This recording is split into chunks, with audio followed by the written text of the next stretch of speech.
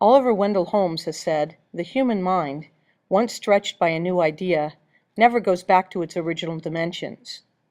As an educator, my goal is to keep students challenged and engaged by new ideas. Here are some examples of the things my students have created as a result of this process.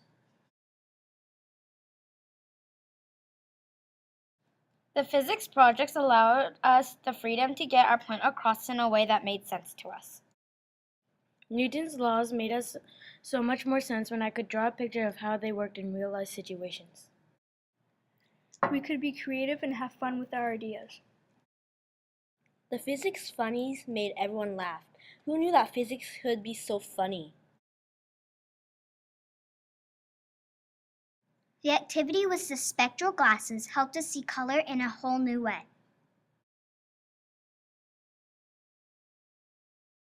We worked in teams to make mousetrap cars. We brainstormed every aspect. From blueprint to artistic design to building materials. Everyone on the team added their own ideas, and then we all helped build a car. We had tried lots of different ideas to fine-tune our car so that it looked great and performed well. There was a lot of trial and error until we got things to work out just the way we wanted them to. In the end, our car came out great.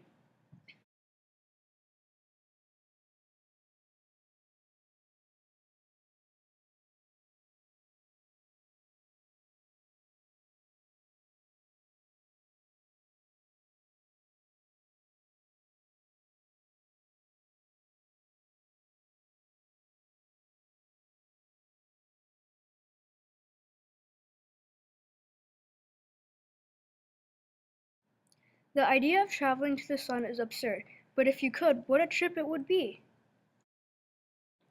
My travel brochure pointed out all of the hot spots on the sun. It was fun to make, and I liked looking at the different ideas of all my classmates had for the same project.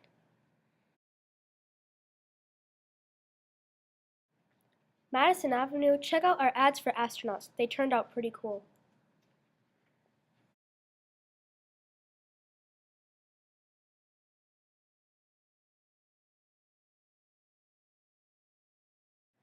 We also made phase gazers to help us learn about the phases of the moon. Miss Paul took us on a wild tour of the periodic table. Check out some of these tour booklets.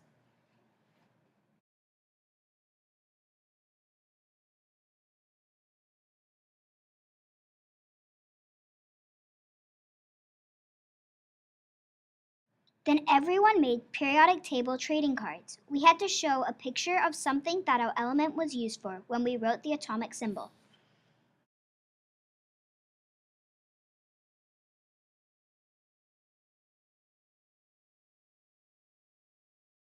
We made a giant periodic table out of cards that fill one whole bulletin board.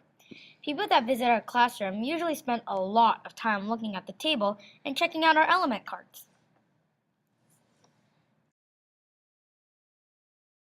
Gas laws was a helpful way to keep our gas laws straight. Now I can see exactly how gases behave in different situations.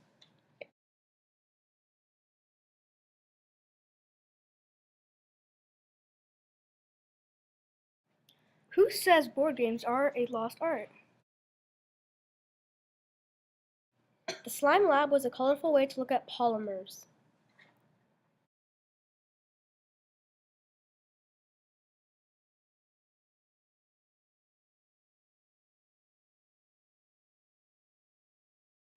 Making good observations is important. Using your senses to notice things around you is the key. Details like color, shape, pattern, and texture are very important to a good observer.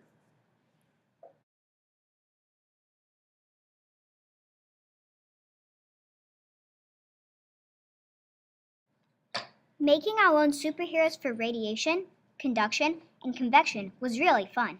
I like drawing the cartoon characters for this project.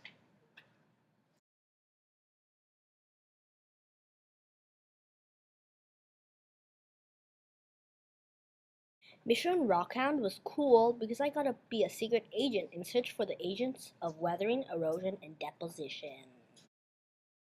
My top secret file looks amazing because I got to learn how to make a sliding pocket, a spinning doll, and a pop-up.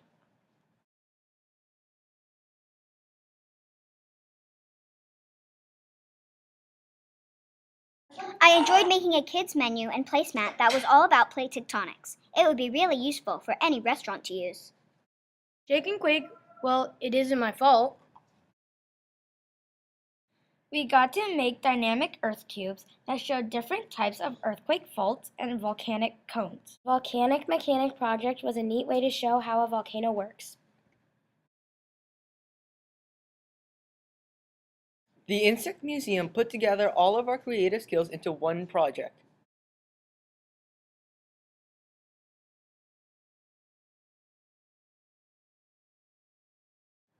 We got to pick our own topic, build museum displays, make three-dimensional models, create nature journals, and write poetry.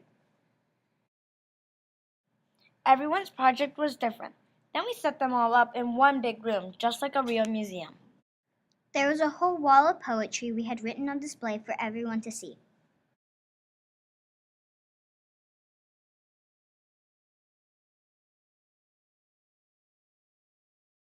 We learned lots of different techniques to make our models look real.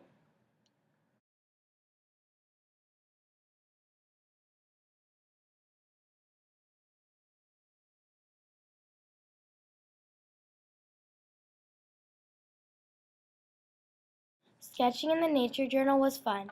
I didn't think I would be able to draw very well, but it was easier than I thought.